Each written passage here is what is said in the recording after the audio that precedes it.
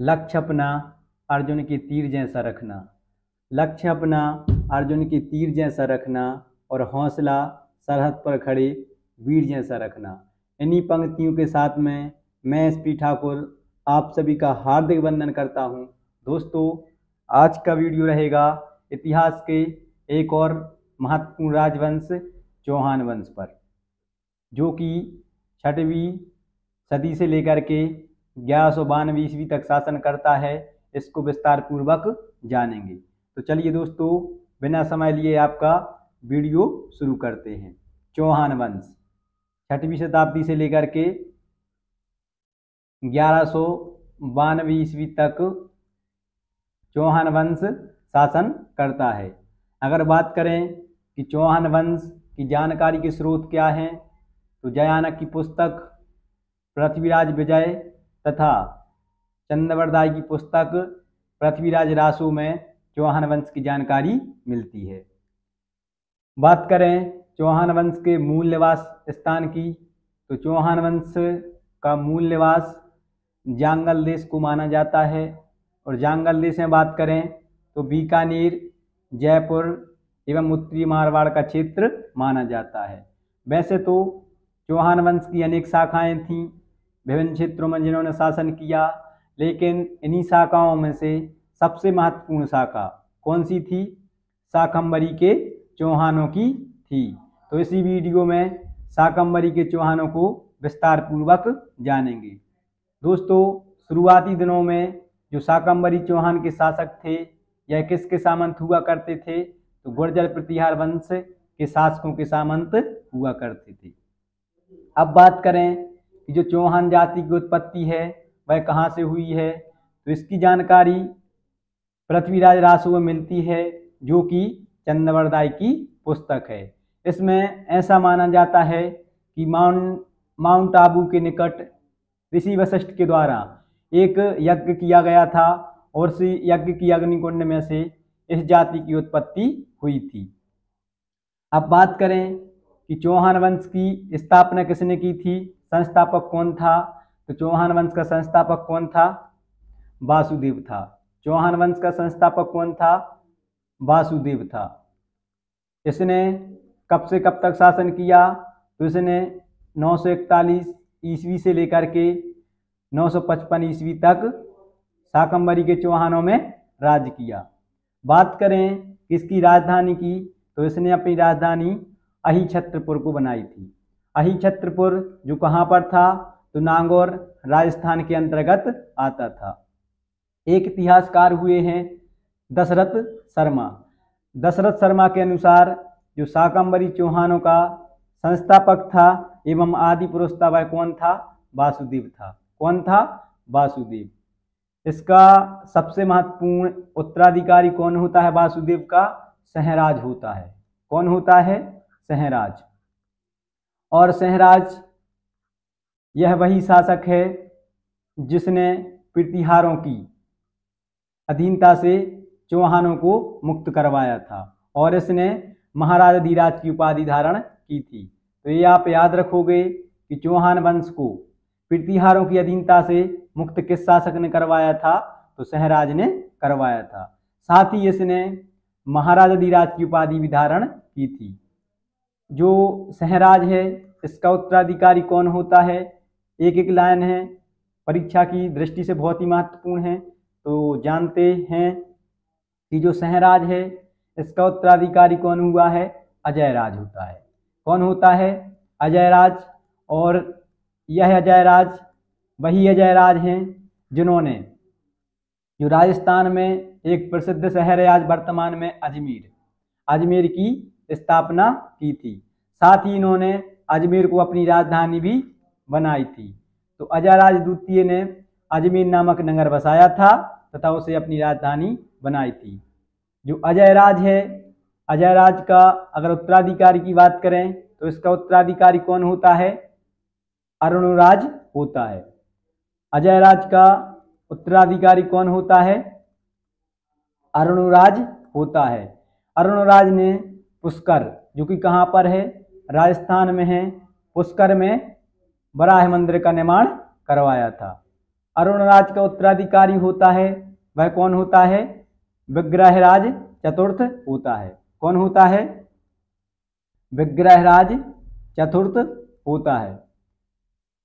विग्रहराज चतुर्थ ने चौहान वंश पर कब से कब तक शासन किया? तो विग्रहराज चतुर्थ ने 1150 ईस्वी से लेकर के 1163 ईस्वी तक शासन किया। कितने वर्षों तक? 13 वर्षों तक इसने शासन किया। जो विग्रहराज चतुर्थ है इसको एक और अन्य नाम से भी जानते हैं, वह नाम क्या है? बीसलदेव। इतिहास में आपने बीसलदेव नाम भी सुना होगा। तो बीसलदेव के नाम से किसे ही जाना जाता है? विग्रहराज चतुर्थ को जाना जाता है। विग्रहराज चतुर्थ शाकंभरी के चौहान वंश का सबसे शक्तिशाली शासक था तथा इसने दिल्ली पर अधिकार किया था। किसको पराजित करके? तोमर वंश को पराजित करके। साथ ही इसने बहुत सारे क्षेत्र जीते थे, जैसे बात करें नहुल, जालौर तथा लाहौर के शासकों को भी इसने पराजित किया था। विग्रहराज एक बहुत ही विद्वान शासक था। इसने एक प्रसिद्ध नाटक लिखा है जो परीक्षाओं में पूछा गया है, हरिकेली नाटक। तो ये आप याद रखोगे कि हरिकेली नाटक की रचना किसने की थी? तो विग्रहराज चतुर्थ के द्वारा की गई थी, जिसका अन्य नाम क्या मिलता है? बीसलदेव मिलता है। अगर बात करते हैं कि विग्रहराज चतुर्थ के दरबार में आश्रय प्राप्त विद्वान थे तो कौन थे? सोमदेव थे। सोमदेव की एक बहुत ही प्रसिद्ध रचना है, कौन सी? ललित विग्रहराज। कौन सी रचना है?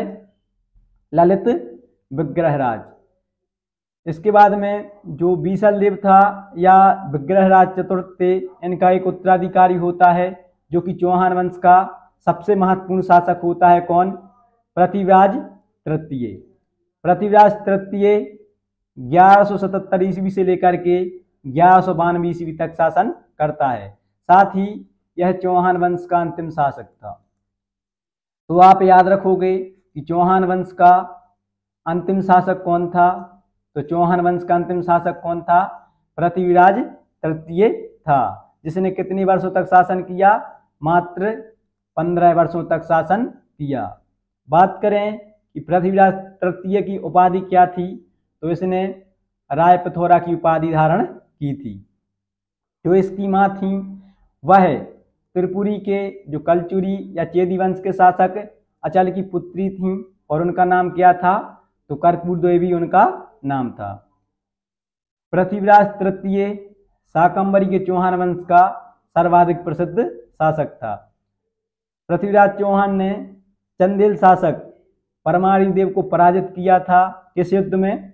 महोबा के युद्ध में, जिसमें दो प्रसिद्ध सेना नायक जिनका इतिहास में बहुत ज़्यादा नाम मिलता है, आला और उदल, जो कि मध्य प्रदेश के बुंदेलखंड क्षेत्र में बहुत ही चर्चित व्यक्तित्व हैं। तो वह किन के दरबार में थे? आला एवं उदल चंदेल शासक परमाणु देव के दरबार में थे, जो कि पृथ्वीराज तृतीय के द्वारा महोबा के युद्ध के दौरान वीरगति को प्राप्त हुए थे। जो पृथ्वीराज तृतीय थे, इन्होंने गुजरात के चालुक्य शासक भीमदेव द्वितीय से भी युद्ध किया था, लेकिन इसका कोई परिणाम निकल के नहीं आया था। यह भीमदेव द्वितीय वही हैं जिन्होंने 1178 में मोहम्मद गौरी को पराजित किया था। इनके काल में बहुत ही प्रसिद्ध युद्ध हुए हैं और यह परीक्षाओं की दृष्टि से अति महत्वपूर्ण है, बहुत बार पूछे जाते हैं। जिसमें बात करते हैं तराइन का प्रथम युद्ध। तो तराइन का प्रथम युद्ध कब होता है? 1191 ईस्वी में होता है, जिसमें पृथ्वीराज चौहान या पृथ्वीराज तृतीय मोहम्मद गौरी को पराजित करते हैं। यहाँ पर पृथ्वीराज चौहान एक गलती करते हैं कि इसको जिंदा छोड़ देते हैं तथा यह भाग जाता है। तो इसके एक साल बाद तराइन का दूसरा युद्ध होता है 1192 ईस्वी में, जिसमें इस बार पांसा पलट जाता है और पृथ्वीराज तृतीय की पराजय हो जाती है। किसके हाथों? वही मोहम्मद गौरी के हाथों। और इसका सबसे महत्व यह है कि इस युद्ध के बाद चौहान शक्तिकांत हो जाता है तथा भारत में तुर्क साम्राज्य की स्थापना का मार्ग प्रशस्त हो जाता है। तो वह कौन सा युद्ध है जिसमें भारत में तुर्क साम्राज्य की स्थापना का मार्ग प्रशस्त हुआ था? तो वह कौन सा युद्ध है? मोहम्मद गौरी और पृथ्वीराज चौहान के बीच में हुआ तराइन का दूसरा युद्ध है, जो कि कब हुआ था? 1192 ईस्वी में होता है। बात करें आश्चर्य प्राप्त विद्वान की, तो इनके दरबार में जयानक भट्ट रहते थे, जिन्होंने पृथ्वीराज विजय की रचना की है। और एक जो इतिहास में आप बार बार नाम सुन रहे हो, चंद्रवरदाई, जिन्होंने पृथ्वीराज रासो की रचना की है। पृथ्वीराज रासो में ही जो गहाड़वाल वंश के शासक थे, कौन? जयचंद्र। जयचंद्र की पुत्री थी कौन? संयुक्ता, जिसका अपहरण कर लेता है कौन? पृथ्वीराज तृतीय। पृथ्वीराज तृतीय के द्वारा अपहरण कर लेता है, तो जो इसका पिता होता है कौन? जयचंद्र। यह तराइन के दूसरे युद्ध में मोहम्मद गौरी की सहायता करता है। इस सब पर मैंने चर्चा की है, गहाड़वाल वंश का वीडियो डाला था, जिसने भी नहीं देखा है तो जाकर देख लेना। तो दोस्तों, ये था चौहान वंश। आई होप आप सभी के लिए जानकारी अच्छी लगी होगी। अगर आप सभी के लिए जानकारी अच्छी लगी हो तो वीडियो को लाइक और चैनल को सब्सक्राइब कीजिएगा। वीडियो को ज़्यादा से ज़्यादा शेयर कीजिएगा। मिलते हैं आप सभी को नेक्स्ट वीडियो में। तब तक आप सभी के लिए जय हिंद।